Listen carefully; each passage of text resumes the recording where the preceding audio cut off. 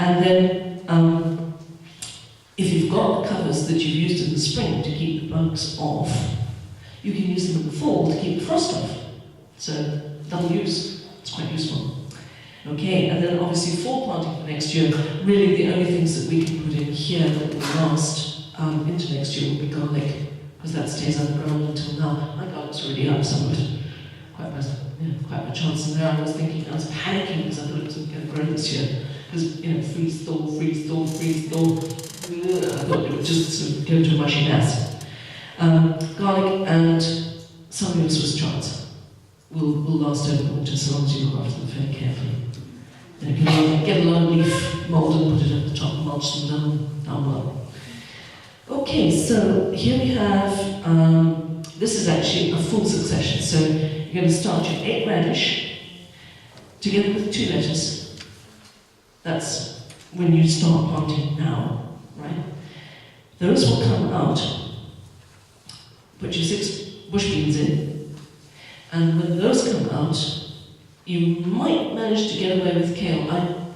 Kale is, I've got a very, very open piece of ground, and it gets really hammered by the frost, and my kale got hammered this year. I didn't really cover it up properly. So, but if you've got a slightly more sheltered spot, you could probably get kale to last through the winter as well. So you would put your kale in, start the kale in June, put it in, and you'll at least get a fall crop. You might get it through the winter if it's a fairly mild winter. Then you've got another one here, this is another example, where you've got 4 lettuce plants in one space, followed by 1 pepper. So you'd have early lettuce, you'd follow it with a pepper, which would last right through the summer. I hate taking plants out early. That's the problem. I always leave them to the last moment. But sometimes you've got to sacrifice a plant that's not quite finished to be able to get your stuff up for the next year. So you're going to have 9 garlic in that space that will come into 2013. Right. Then we've got the next example is 16 radishes in the spring, followed by 1 tomato for the summer, and then 4 chard, which will go through into the spring of next year. So there are lots of combinations, but these are just a few. 16 carrots, 6 beans, and 4 spinach for harvesting. Now spinach won't carry through. Spinach is too tender to carry through, so use chard if you want to carry through into the next year. But spinach will do, especially in New Zealand spinach. That's a really nice spinach to use for the summer, because it doesn't. New Zealand spinach. It's not actually a true spinach, but it's very like it. It tastes like it. Okay. Am I going too fast? No, I've got a lot to get through, I'm afraid. Okay, not so good together.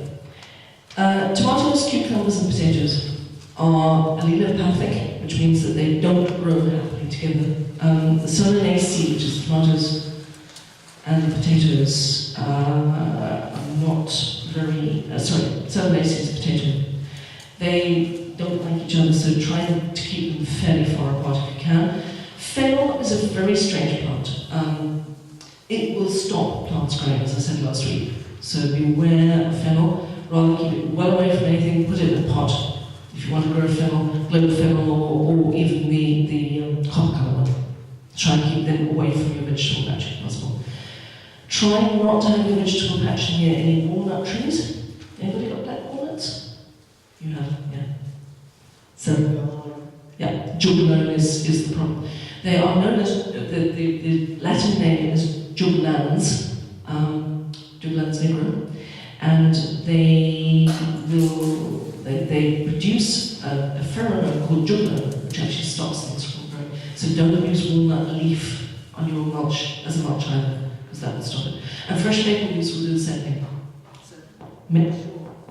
Ooh, oh, that's right. I thought we had a battery to go. Make sure that you don't use fresh maple leaves as a mulch. Leave them for a year, and then that'll also get rid of that black spot, which you find in a lot of maple leaves here, which is called anthracnose, which is a fungal disease. And if you get that into your soil, you've got a problem. Okay, so don't give yourselves problems. And don't, as I said, this is going fun. Don't grow perennial onions near annual onions. Would chives be considered perennial onions? Yes, generally, yes. So try and grow your chives either in pots or in your flower garden. Chives near roses, you won't have aphids. Raspberry canes and plants that get mold. Do you remember we talked about botrytis last week, which was that grey mold that you get on raspberries and on strawberries? So if you're going to grow raspberries, try not to grow them too close to anything that might get mold, such as tomatoes. Okay, so grouping for semi-shade. Most vegetables need full sun. There are one or two that grow in shade. So your pole beans must have full sun, but your lettuce and your spinach will grow under the tripods or in the shade of any plants surrounding them again. Corn and bush beans, as I said earlier, and then the other plants that grow well in partial shade could be raspberries. Parsley doesn't mind shade, and rhubarb doesn't seem to mind too much shade either. So those are just things that you think about when you're planning your gardens. Then vertical planting, this is where we're going now, upwards now. Fred tells me that he's read Bartholomew's book. He's written another book purely on vertical planting, also produced by Rodale Press. And he says it's wonderful. So these are actually two big pots that somebody's grown these squashes up in. And he's got the verticals and he's got some cross pieces, because obviously the heavier the plant that you're using, the more you're going to have to give it good, strong vertical planting space. So if you have access to bamboo, so much the better. Most of us don't, or else it's very expensive to buy. You can use steel frame. Not Bartholomew, being a good engineer, from his background as engineering, he likes his steel. He wants you to build it with steel. All very well, but it rusts after a while. PVC, 32 millimeter, 1.5 or 1.25 inch PVC is probably the most, it's not the most carbon footprint friendly stuff, quite honestly, but except they are starting to make PVC out of old bottles and things like that, so, but it does last the best. So get it deep into the ground, as deep as you can get that into the ground. Any of your vertical frames that you're going to leave in permanently, get them deep into the ground, otherwise comes the wind, comes one of these heavy plants, the whole thing's going to rock backwards and the whole lot will go on the ground.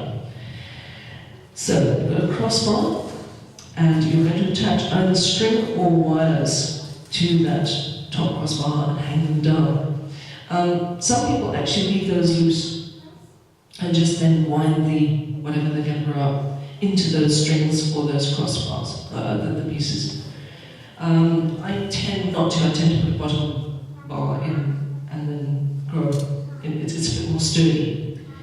So you attach your climbing plants on the spring, and as I said, it's often better to have cross pieces for your heavier plants. Okay, so here's an easy trellis. Now this is actually, the picture there has one actually attached to the back of the planter. It's quite clever. It's those old, what they call electrical wiring stirrups. It's just a flat piece of metal that has a sort of kink in it and flat on the other side. You just literally drill through the two sides and get it onto that. So you're going to need some 3/4 inch PVC pipe. Lightest, that's the lightest you can use. I would rather use 1 to 1.5 or 1 1/4 to 1.5. You'll need 2 lengths of a maximum of 8 feet each, depending on whether you're actually doing it like this on the back of one of these or whether you're going to do it into the ground. And one width, a maximum of 5 feet, given that that is actually a 4-foot square. Okay, so you're going to go slightly outside the edges if you want to. 2 3/4 elbows, that's the 2 bits at the top, where, I can't really show you. Right, that's the 2 corners. They're known as elbows in the trade, in the plumbing trade. So those are the two corners that you get the rounded edges. Okay? Then you need to dig the two long lengths in at least 18 inches. Fit the elbows, fit the cross piece, and then you can attach it to the back of the raised bed, and then you add your wires, or quite honestly, if you don't want to have to bother with them, stringing those bits of string or the wire or whatever, just go and buy some tubing netting, because it lasts pretty well as well. Then, the big thing, if you're going to grow anything good, it goes upwards, you dig yourself a trench, 4 foot long, across the back of your thing, a foot wide, and at least a foot deep. You fill it with lots and lots of really good compost, you plant your seeds in it, and you will have the most wonderful upwardly mobile plants. Okay, so your plants for vertical planting would be indeterminate tomatoes, as I said before, cucumbers, as I said before. In fact, if you look at this book, he's got cucumbers that are at least 1.5 foot long, and I'm jealous. So mine never get as long as that without getting bitter. Squashes, pole beans, peas. Yes, so coming back to peas. I grow my peas about 3 inches apart, but I grow them 4 across, as I said, because then they will support each other as they go upwards. So that's just a little hint for you. And they will, especially if you're putting in snap peas or slow peas, they're going to go quite high. They quite often go 6 foot high. So you need to take up a vertical. Yeah. Sorry? The holes about 3 inches apart. Yeah. And then 4 across. Oh, 4 across, going outwards. So they're actually going to grow up like that. All 4 are going to come up, but then they're going to sort of intertwine, and then they'll come up on the vertical trellis. So 3 inches between. Yeah. 1, 2, 3, 4. Yeah. And 3 inches that way. So it's going to be 3 inches and 3 inches. Okay, does that make sense? Yeah. Okay. Right. What on earth did I put New Zealand? Well, yes, New Zealand spinach. People can take it up trellises, but it really only grows about 2 foot high, but it'll ramp quite happily. So. So when you're talking about the tomatoes, in terms of tomatoes, like the scotia,